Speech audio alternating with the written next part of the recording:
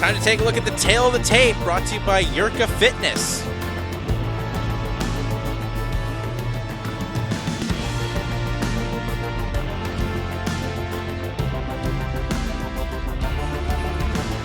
As we keep the action moving hot and heavy here, Scarlett, already our third bout of the night in the 67 kilogram division. Here's Anthony Gaibor in the ring, had a record of 5-8, originally from Ecuador, but moved to Canada when he was 11 months old, and has just been very active. Had a fight even last week. Oh, he had a fight last week. Latinos, they have to get back in the ring. Well, here's William Bardsley, 19 years old, already 96 rounds boxed as an amateur. A guy that was originally from Australia. He's now moved to Canada, living in Toronto. He trains at the Kingsway Boxing Club. And his last fight was actually against the man that's going to be in our main event in Daquan Rumble. Oh, wow. Okay. So we have two international fighters, pretty much. Yes. They've had their passports used to now find their new residency here in the True North Strong and Free. I actually went to a tournament with Anthony. Him and myself went to a tournament in Panama together. So I've seen him fight. This was a couple of years ago. He's pretty smart in the ring. He comes out not too heavy, but he really thinks when he's in there. He picks his shots very carefully. He's not reckless, to say the least. And with there's going to be another reach advantage here from you say he's from England or Australia? And he as well, Anthony, a fighter with two daughters, or two children, I should say. Yes. So he wants to set a good example for his kids about what his dad can do and that you can't quit on anything. I think it's a great example, especially in boxing. Adds that much more pressure to you out there. You're not just doing this sport for you anymore. Well, diamonds come from pressure. Yeah, exactly.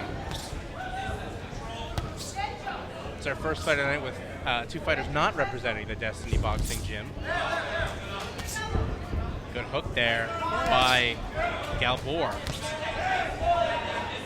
Like I said, he picks his shots very carefully. He's not a reckless fighter. He's very calculated when he fights. And that's a key that a lot of fighters sometimes never comes to for them to figure out when to throw the punches instead of just throwing punches recklessly that you can get countered on. Yes, that's one thing that Sid and I actually work on is punching with a purpose. Because sometimes you can just throw, and that just drains you after a while. Well, Gaibor is trying to now own this fight, this opening round, but Bardsley will fight back. The jab landed there by Gaibor. Trying to go to the body there was Gaibor. It's very American style versus a very European style. For the viewers at home that wouldn't understand that, Scarlett, explain the difference. What I mean by that is the American style, as Anthony's doing, he's very heavy-footed forward. He's coming in, he's got a high guard, he wants to get in there and have some deep, heavy shots, whereas in the red, you can see that he's trying to fight on the outside. He's trying to pick his shots carefully. As Bardsley takes a tumble to the canvas, but no knockdown. Now, at this level, would you say the European style is maybe a little bit more successful at this level, or is it just depend on the fighter and how they use the style? Exactly, how they use it. Because, for example, fighting somebody like Anthony, you don't want to brawl with him. You don't want to sit there and get in the pocket with him, and you can see that Gibbons is trying to not do that. Oh. That was heavy. That was a heavy hook there by Gaibor. You know the judges hear that. Yes, I heard it.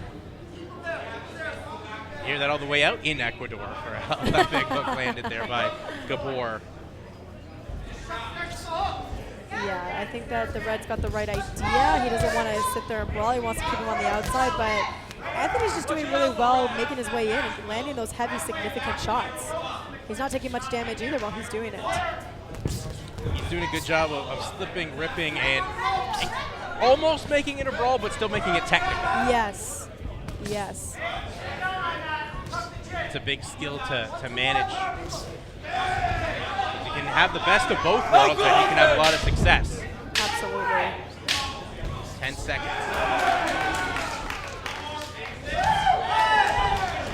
But Gaibor Having a good success in round one as he goes into round one. Great success for Gaibor. The very impressive work there by the impressive fighter that out of Oakville Boxing Academy. Scarlett, that was a good round there for That was a great Anthony round for Gaibor. Anthony. Great round. I think that he definitely showcased how to stay calm, even when you have Bardsley. You have Bardsley going around him using great boxing skills, but Anthony just stayed composed and just kept walking him down and landing significant shots and really breaking Bardsley down at the end of it. He even took a tumble because he lost his footing. Absolutely.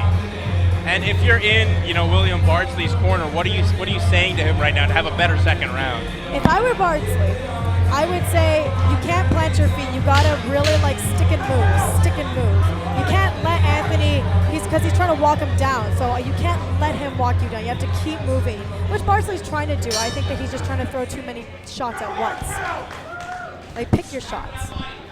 Well, here we go into round number 2.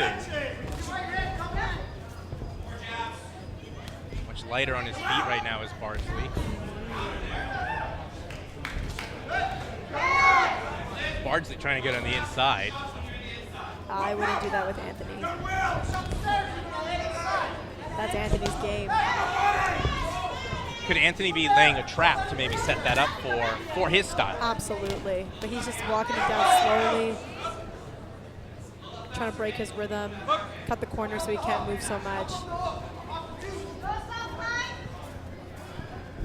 Gaibor, good shot lands there by Gaibor. Yeah. And those body shots are going to eventually slow down Bardsley if he lets too many of those come in. And everyone, in this sport, they love the knockout. It's very exciting, but I think a body shot finish is one of the more exciting ones, just for the technique and skill, and sometimes that delayed reaction you get. You can take somebody out completely with a body shot. And it slows the person down, especially somebody like Bardsley that moves around so much. I think that Anthony's got the perfect game plan. Just beat up that body. And look at the way he finished that hook to the head. He's got the right idea. Oh, he's really starting to get the timing down. Oh, good combination lands there by Gaibor. He's really got his confidence now going. Scarlett is Gaibor. He's got a groove. Look at that footwork, just side to side. Official didn't like the holding there. And just talk about, Scarlett, what it's like when you get into that flow state. Oh, it's unbreakable. It's kind of like that one line, "Don't let me get in my zone." That's where Anthony is right now. He's in his zone. You can see he's got his eyes locked. Oh, He's got that little body shot again. Yeah. It's like he's just picking and choosing what he wants to throw. Both throw punches. I think Gaibor got the better of it. Now muscling Bardsley up against the rope. Bardsley will get out of it. But good footwork there by Gaibor. He's just in a flow state. Having the fight go his way here is Gaibor. You can see his focus is just so narrowed in. He's sticking to his game plan, whatever he set it out to be. Bardsley's going to have to switch it up if he wants to change the fight in his favor. And how hard is it, too, on the opposite side if you're Bardsley, where have a game plan, obviously get punched and it's not going your way, and going into the third round, you've got to make some big changes. There's Gaibor landing a big shot. In the heat of the battle, when you've got to make changes, this is what creates the best fighters, is they have to be able to adapt under high tension. And we're going to see if he can do that. And we'll see if William Bardsley can make some adjustments needed, but right now Anthony Gaibor doesn't need to fix what's not broken. Nope, exactly. Don't fix what's not broken. Hard, right? Okay. But we got to push the pace with our angles just a little bit. Because we're throwing shots, but then we're kind of just staying in the same spot and letting him get his shots back. We got to throw the shot and then take a small angle. The second attack's going to be there. Those are really two close rounds. It can go really anyway. So this round here, it's got to be a little bit bigger. And we don't got to push the cardio. We just got to take a couple small angles. Okay? A little bit of water. Play with your jab, create the angles. He's going to look for a big overhand, look for your counters there. Okay? Pick this round up a little bit if we got that gas tank. Okay? Last round, close rounds, let's push it. Yeah, it's been just a real good boxing lesson that Anthony Gaibor has put on here. Footwork, the hands leading to good combinations. And here we go, third round.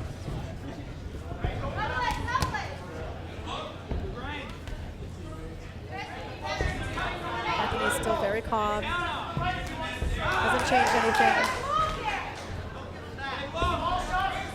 Oh, just good body shot there by Gaibor. Wow, head and body right there. As they say, if the body goes, the head will fall. Good overhand by Bardsley. So I think Bardsley's trying to take a counter-punch approach. I think he's waiting for Anthony to throw and trying to counter off those punches, but don't know if that's the move I would do, considering Anthony's got a lot of power on Bardsley.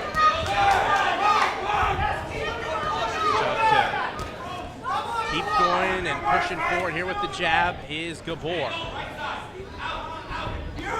Bardsley looked like he's just trying to create those angles for openings, but Gaibor's just able to counter it and just follow where Bardsley wants to go. Yeah, I think that Bardsley, he's trying to make adjustments, but Anthony, like we mentioned, he's in a good flow state, so it's hard to adjust with a fighter like that. And plus, when it all comes down to that final 3 minutes, you just it's really tough. Yeah, got to go for broke, as you said. You just never want to leave the ring thinking I could have done more, regardless of whatever the result is. You want to give it your all. Nice right hand from Bardsley, but Anthony just came right back. So you gave me one, I'll give you 4. 4 and 5. As Gaibor is just really putting on a fantastic clinic, and also shows a guy that's got the experience. He's been in the rings before, and just fought last weekend too, and taking a loss against a real talented fighter that we'll see later on in Daquan Ramble. And how did that fight go between Anthony and Daquan? Daquan won that fight. Okay. It's all about being active at this level. Absolutely. Picking your shots wisely. Oh, look at that hook. Body shot. They're both starting to get a little tired now, but Anthony is still keeping a lot more composure, you can tell.